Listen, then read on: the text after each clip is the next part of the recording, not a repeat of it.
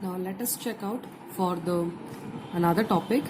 How do metals react with solutions of other metal salts? In my previous lecture you have seen that activity 3.11, and there we have discussed about the reactions of metals with acids, and we have also included the HNO3 part, that why the HNO3 do not react with all the metals as magnesium and manganese. Now in this lecture we will see the activity 3.12 of NCERT, and we will try to answer the questions. In this, take a clean wire of copper and iron nail. So in this you have to see the diagram given in the book. There it has been given a clean wire of copper and you have to take an iron nail. Put the copper wire in a solution of iron sulfate and the iron nail in the solution of copper sulfate in test tubes. That means you have to take two solutions, that is iron sulfate and copper sulfate solution. In iron sulfate solution you will dip the copper wire, and in ferrous sulfate solution you will dip the iron nail in copper sulfate. Now record your observations after 20 minutes. That means after 20 minutes you have to see that any change happened or not. In which test tube did you find that a reaction has occurred? If you see the case for the clean wire of copper when dipped in iron sulfate, then you must have seen that copper is below the iron. That means it cannot displace the iron from its solution. So you can see that the test tube A, if we name this test tubes as A and B, we can see that in test tube A we do not see anything. Now if we see iron nail dipped in copper sulfate, then you can see iron is Fe, it is above the copper, so this copper can be displaced by this iron. So now the ferrous sulfate will be formed. That means in which test tube did you observe that a reaction has occurred? Then it will be the answer test tube B. Now on what basis can you say that a reaction has actually taken place? Then on the basis of reactivity series or reactivity order, we can say that the reaction is taking place. If the metal is above the other metal, then it will react and the reaction will occur, and if it is below the reactant, then it will not occur. That means the reaction won't take place. So here if the test tube number, you can just tally it in the NCERT book. If the test tube that is containing the copper sulfate and iron nail, that will be the answer. So you can write the test tube containing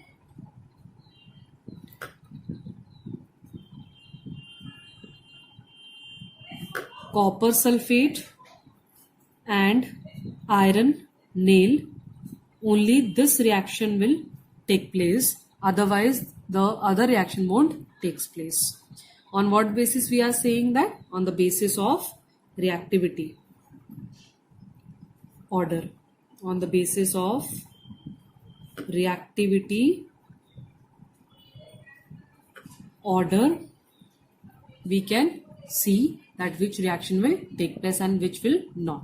Now can you correlate your observations for the activities 3.9, 3.10 and 3.11? I think now you can able to correlate the activities that you have done in the 3.9, 3.10 and 3.11, that when you go on decreasing side, means at the lower part, the metals you are getting are of least reactive, and the series containing the above metals are more reactive. That means if they are more reactive, it will react very vigorously even with oxygen, water, cold water, acids and all. If you go down, then the reactivity will be decreasing, and the metals which are below the hydrogen, that won't react with acids easily, not with water, nor get displaced with the metals above the series. So this is the conclusion for this. Now question is asked that write a balanced chemical equation for the reaction that has taken place. So you have to simply write what I have told, that you have taken copper sulfate, because only this reaction is happening. So we'll write copper sulfate in which the iron nail is dipped. For iron we will write Fe. So what will happen? This iron could easily displace this copper. So we will write ferrous sulfate, and what is displaced? Copper. So we'll write this thing, and if we write the another test tube, so we can write test tube containing ferrous sulfate and copper wire. So copper couldn't displace the iron, so we will write no reaction. We will write no reaction. Now name the type of reaction. It is very simple. Single displacement, because one metal is displacing the other. So it is a single displacement reaction, which you have already learned in the chapter number 1. So this is a simple displacement type of reaction. Now if you see the reaction, that is displacement reaction, you can see the metal A, suppose we have taken, and salt solution of B. Then what will happen? The salt solution of A, that means just A and B will get interchanged, and you will be getting the salt solution of B as salt solution of A, and the metal now will be metal B. So metal A will convert into metal B, and salt solution of B will convert into salt solution A. Let us check out some examples. Suppose if we take a metal, that is suppose zinc we are taking, and salt solution of B, that means if we take ferrous sulfate, then we can include this equation also.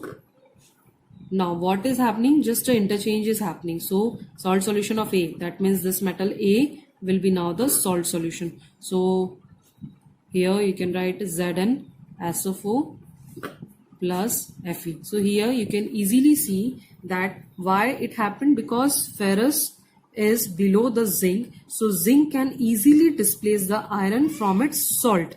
That is why this reaction is happening. If you see the case of aluminium,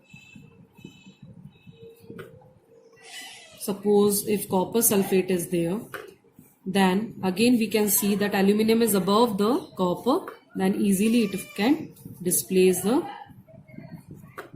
SO4 whole thrice, because aluminium is plus 3 state and sulfate is in minus 2 state. That is why Al2SO4 whole thrice will be formed, and here copper will be easily displaced. So these are the examples for the formation of or single displacement type of reaction.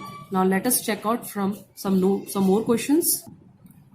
Now page number 46, question of NCERT. It is asked that why is sodium kept immersed in kerosene oil? As we have already discussed that because of the property of sodium to react with oxygen is very vigorous. That means if you keep the sodium as it is, then in the environment it will catch the oxygen, it will react with the oxygen, and it will catch fire. That means we have to immerse it in such a solution in which it won't react with oxygen. So we cannot keep in water, because there also it will react with water, it will be soluble. Then what we will do, we will take kerosene oil and we will immerse that sodium into this solution. Now, so what is the reason we will write? As sodium is a very reactive metal, so it will catch fire when left. So left in air, so we immersed sodium in kerosene oil.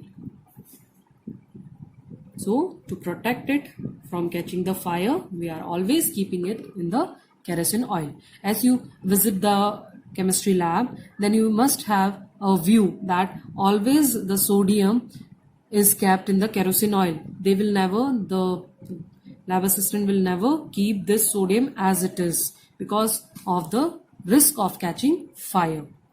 Now the second question is asked, write equations for the reactions if iron reacts with steam. Steam means water. So for that we will write the reaction, that is answer 2A. Iron stands for Fe, and steam we will take H2O, because steam also the formula is H2O only. Now if we see that Fe and H2O, then what will be happening? This iron will react with oxygen because of positive charge of iron and negative charge of oxygen. So it will form FeO. If it is in +2 state, then it will be forming FeO. But when this iron is in +3 state, then it will be forming Fe2O3. Then what will happen? This two will actually in a combination, they will form, and they will be forming Fe3O4 rather than Fe2O3 or FeO. They will combine to form Fe3O4. That is why you are always getting Fe3O4 substance. Now what is actually left? Hydrogen. So we'll be writing hydrogen gas, because you have seen that whenever the metal react with water, they are forming this oxides and releasing some kind of hydrogen gas. So this is the formation. Now we will just balance it. Fe3, so we'll write 3, H2, and what about oxygen? It is 4. So we have to simply write 4 here. So it will be 4. But what about hydrogen? It is 8. So we'll write 4. So 4 2s are 8, oxygen 4, and Fe3. Now in this way you can balance it. Now the B part is asked, calcium and potassium when reacted with water. So for calcium, if we write calcium with water, as we have seen that the metals when react with water, they are forming hydroxides. But if you talk about potassium, calcium and sodium, hydroxides are forming. In case of magnesium also sometimes the hydroxides are forming. But below the magnesium, the metals which are present, they are forming oxides. They are not forming hydroxides. So you have to keep this in mind. So do not form oxides. Now calcium and water, it will form hydroxide. So calcium hydroxide. What is the formula? CaOH whole twice, because calcium is in +2 state and OH is in -1. So it will be calcium hydroxide releasing hydrogen gas. Let's balance it.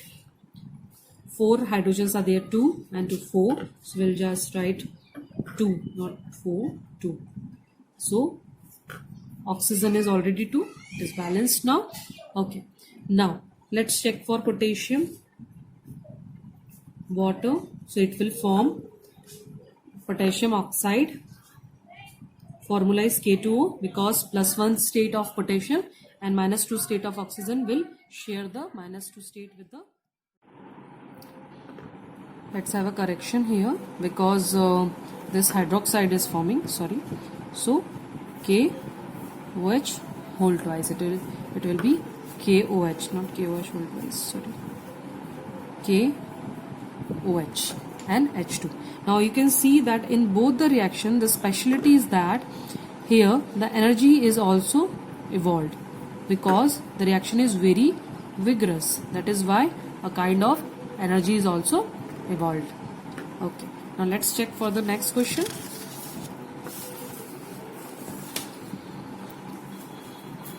Samples of 4 metals A, B, C and D were taken and added to the following solution one by one. The results obtained are tabulated as follows. As you can see that some of the metals, that is A, B, C and D, are given to you in test tubes, in different test tubes. If you see for the reaction, that is iron sulfate, copper sulfate, zinc sulfate and silver nitrate. If the metal react with this, then in the case of metal when dipped in iron sulfate, then no reaction is happening. If this metal is dipped in copper sulfate, then displacement reaction is happening. If this metal is dipped in the zinc sulfate, that then they are not showing anything. For silver nitrate also they are not showing anything. That means that place is kept blank. Let's check for the B. Displacement reaction happened when this B is dipped in iron sulfate. When this B is dipped in copper sulfate, they have left blank. Then for zinc sulfate, no reaction. That means this must be below the zinc. That this must be, when there is no reaction, that means these metals must be below the metals, these metals. Now if you see for silver nitrate, no reaction or nothing is shown. Now let us check for the C metal. When dipped in iron sulfate, no reaction. That means this C will also be below this iron. For all this 3, it is showing no reaction. If you see for the silver nitrate, then displacement reaction is there. That means this C is above the silver but below the zinc, copper and iron. This is clearly indicate here. Now if you see for D, this D is very, very low. Iron, copper, zinc, silver. Means this D cannot displace all these 4 metals from its solution. So there is an indication that no reaction is happening. Now use the table above to answer the following question about metals A, B, C and D. Now you have to predict the metals. Which is the most reactive metal? So you have to see that which is the most reactive metal. See, if you see that this iron is getting displaced by only B metal, that means this B is most reactive, because if this B is above the iron, then only it can displace the iron from its solution. So others are not doing that, because if this A is displacing copper, that means it is very low. So you can see that iron, though it is at the top of the series, if we compare all these things, then we will see that if B is displacing this iron, that means that B will be more above the iron. So here the B is the most reactive metal.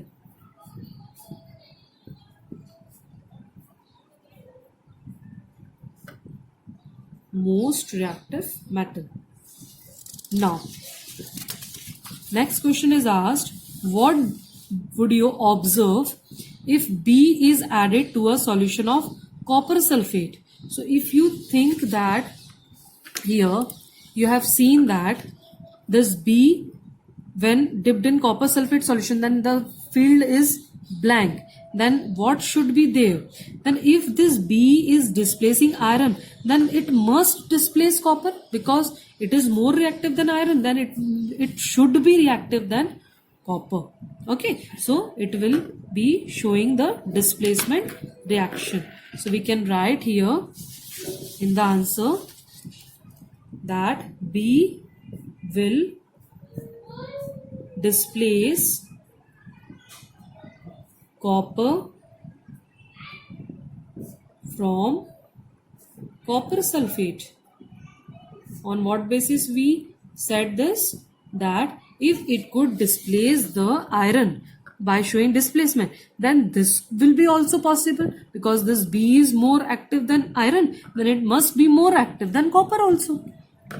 Now what question is asked next? Arrange the metals A, B, C and D in the order of decreasing reactivity. Now you have to arrange that metal according to the reactivity series. So here you can see that, again if we see that the most reactive is which? B. So we'll write B first. Now which one is displacing? Now copper is been displaced by A. So we'll write A here. That means why not C? Because C is actually displacing silver and silver is below the copper. So that means it will be also least reactive.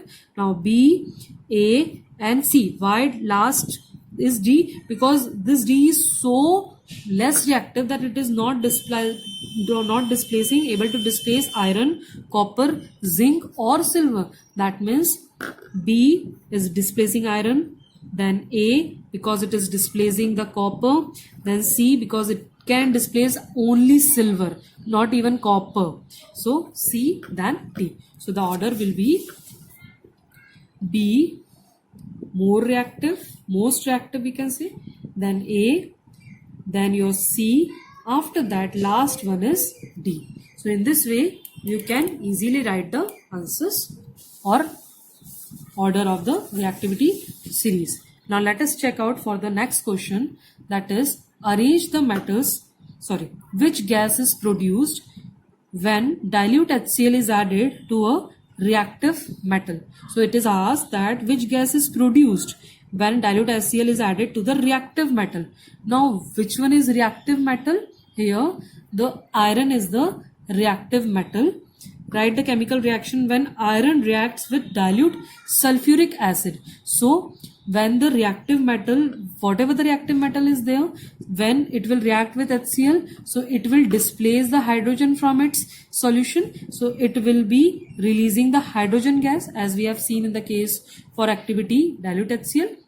So we will write hydrogen gas is evolved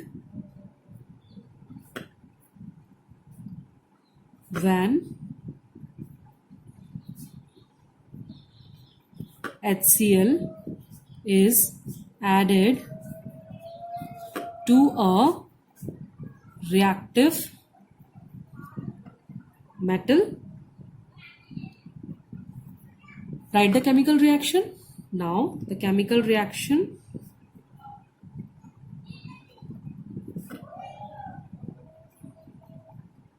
is iron, we will write Fe. It will react with sulfuric acid, that is H2SO4. Now it is dilute, we will write dilute here. Now what is forming? Ferrous sulfate, FeSO4, releasing the hydrogen gas. So this is the reaction which is asked. Now let us see for the question number 5 here. What would you observe when zinc is added to a solution of iron sulfate? Write the chemical reaction that takes place. So very simply they are just asking what would you observe. So we will observe, we will just write when zinc is added to iron, that is iron sulfate, then what will happen? It will simply displace, no? Then it will displace the iron from its solution. Now what is the chemical reaction involved? Simply just write zinc, then ferrous sulfate, and displace the Fe from here. So it will become ZnSO4 and releasing the iron or displacing the iron from its solution. So in this way we will be answering all the question very easily. Thanks. Now keep watching for the next video. Thank you so much.